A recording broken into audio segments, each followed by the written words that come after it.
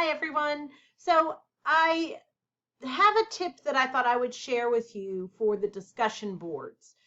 I don't know if you've noticed when you are in the discussion boards and you respond to a classmate, it posts their whole post as well as what you're responding. And there is a way to take that off so that when you respond to somebody, it only shows what you've said.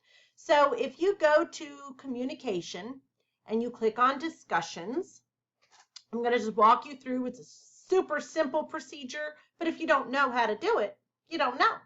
So you just click right here at the little settings sprocket. You open that up.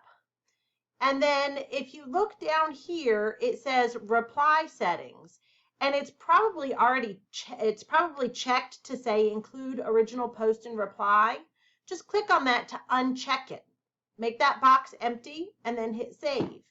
And then when you reply to somebody, it won't make it that much longer by including your response and what they had said. It'll just have, yours and it's attached to theirs.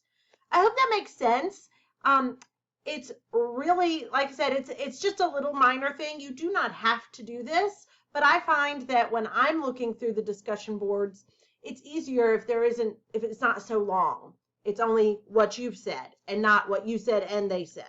Does that I hope that makes sense. Please ask questions, whatever questions you have about how to do this, let me know.